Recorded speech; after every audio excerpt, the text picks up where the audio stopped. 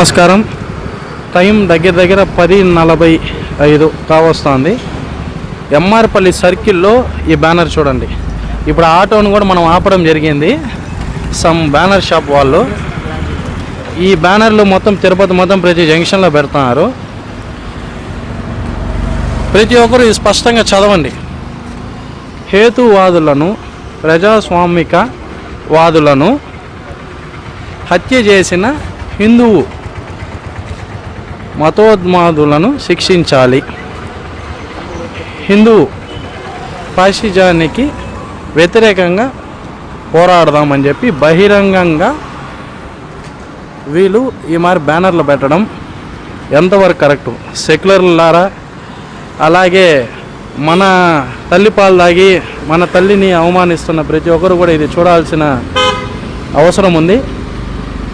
దీని మీద తగిన చర్యలు తీసుకోవాలని కోరుకుంటున్నాం. ఇది బాలాజీ కాలనీ సర్కిల్. ఇది తిరుపతి ప్రధాన కూడళ్లలో ఏర్పాటు చేసిన ఫ్లెక్సీలు వివాదాస్పదంగా మారాయి.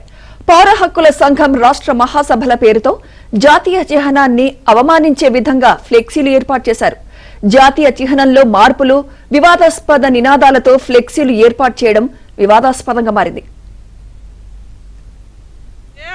ఏ రాజకీయ నాయకుడిదైనా ఎవడన్నా పోయి వాళ్ళ మీద కోపంతోనో ఇంకోటో ఈ బ్యానర్ వేయాలంటే వేస్తారా?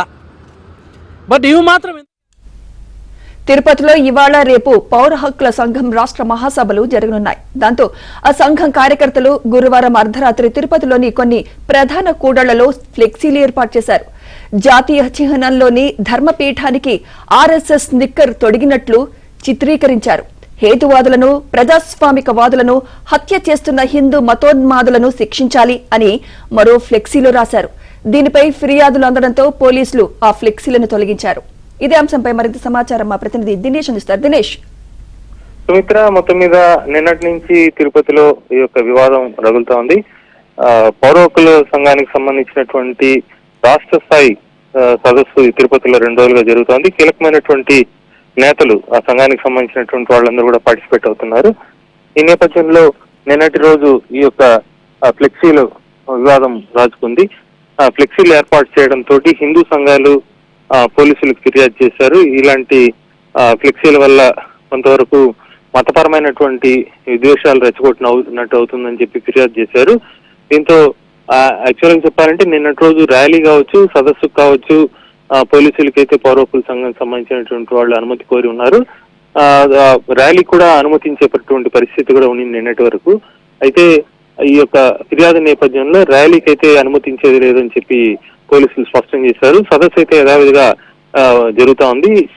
కీలక నేతలు కూడా పార్టిసిపేట్ చేశారు. సిపిఐ ఆఫీస్ ఏదైతే బైరాగపట్టడిలో ఉందో గంధమనేని శివయ్య భవనం, ఆ భవనంలో అయితే ఇప్పుడు సదస్సు అయితే జరుగుతోంది. అయితే గాంధీ చైతన్యాన్ని నిన్నటి నుంచి కూడా పోలీసులు అదుపులో తీసుకుని నిన్న రాత్రి అరెస్ట్ చేసినట్టు మీడియాకు ప్రకటించారు. అయితే ఇప్పటి వరకు కూడా ఇంకా జడ్జి ముందు హాజరుపరచలేదు. జడ్జి ముందు హాజరుపరిస్తే ఏదైతే కేసులు పెట్టినటువంటి సెక్షన్స్ ఉన్నాయో ఆ సెక్షన్స్ అప్లికబుల్ కాదు, అది చట్టవిరుద్ధంగా కావాలని ఇరికించాలని, నాన్ బెయిలబుల్ పెట్టాలని చెప్పి వాంటెడ్లీగా చేశారు. తాము ఇచ్చినటువంటి ఏదైతే ఫ్లెక్సీలు ఉన్నాయో దాంట్లో ఇచ్చినటువంటి బొమ్మకి అలాగే చేసినటువంటి ఆరోపణకి సంబంధం లేదనేటువంటి విధంగా, అంటే కాంతి చైతన్య స్వయంగా అడ్వకేట్, దాంతోపాటు బార్ అసోసియేషన్ సంబంధించినటువంటి కొంతమంది కీలకమైన వ్యక్తులు కూడా ఆయన తరఫున వాదించడానికి సిద్ధంగా ఉన్నారు.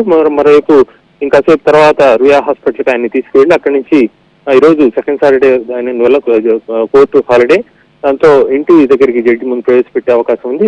అక్కడే జడ్జి ముందు కూడా తమ వాదనను వినిపించడానికి అడ్వకేట్ సిద్ధంగా ఉన్నారు. మొత్తంగా ఈ మొత్తం అయిన తర్వాత ఏమవుతుందంటే, ముఖ్యంగా సదస్సు జరుగుతున్న క్రమంలో ఆయన్ని అరెస్ట్ చూపించడం కానీ కూడా డిలే చేస్తున్నారనేటువంటి అభిప్రాయం ఉంది. ఇంకా ఎంతసేపు తర్వాత ఆయన్ని జడ్జి ముందు ప్రవేశపెడతారనేది మాత్రం ఇంకా తెలియడం లేదు. సుమిత్ర,